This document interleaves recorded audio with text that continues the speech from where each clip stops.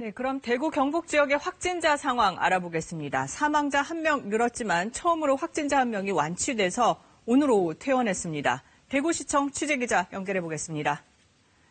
박진영 기자, 이 완치돼서 퇴원한 환자부터 설명을 좀 해주시죠. 어떤 환자입니까? 네, 37번째 확진자인 47살 남성인데요. 지난 18일 경북대병원에 입원해 격리 치료를 받다가 그제와 어제 두 차례 검사에서 모두 음성 판정을 받았습니다. 이 환자는 오늘 오후 퇴원했습니다. 현재 대구 경북에서는 1,027명에 달하는 확진자 가운데 70% 정도가 입원 치료를 받고 있는데요. 호흡곤란 증상을 보이고 있는 3명을 제외한 나머지 확진자들은 대부분 안정적인 것으로 알려졌습니다. 사망자도 1명 늘었습니다. 대구 동산병원에서 입원 치료를 받고 있던 73살 남성이 오늘 새벽 1시쯤 숨졌는데요. 이 남성은 신천지 교회 신도로 당뇨병과 고혈압을 앓고 있었다고 대구시는 설명했습니다. 이로써 지금까지 대구 경북 지역 코로나 관련 사망자는 모두 11명으로 집계됐습니다.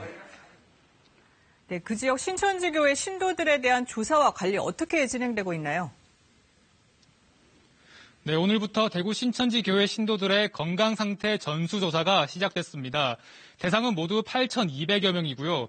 경찰이 추적에 나선 지 이틀 만에 연락이 안 되던 신도 670명 가운데 1명을 제외하고는 모두 소재가 파악됐습니다. 대구 신천지 교회 신도들은 모두 자가격리되어 있는데요. 오늘부터 당국이 2시간에 한 번씩 전화를 걸어 자가격리 상태를 확인하기 시작했습니다. 만약 자가격리 규칙을 어길 경우 법적 조치도 취할 방침입니다. 경상북도도 어제 경북 지역 신천지 신도 4천여 명의 명단을 입수해 건강 상태를 조사하고 있습니다. 조사 결과 유증상자와 의심 증상자에 대해서는 진단검사와 자가격리 조치를 할 예정입니다. 경북 지역에서는 성지순례단 확진자로 인한 2차 감염 사례가 늘고 있습니다. 앞서 성지순례단 29명이 확진 판정을 받은 가운데 오늘 10명이 더 확진 판정을 받아 모두 12명의 2차 감염이 확인됐습니다. 한편 청도 대남병원에서 사망자가 속출함에 따라 방역당국은 대남병원의 확진자들을 병원 내 다른 공간이나 다른 병원으로 옮기고 있습니다. 지금까지 대구시청에서 KBS 뉴스 박진영입니다.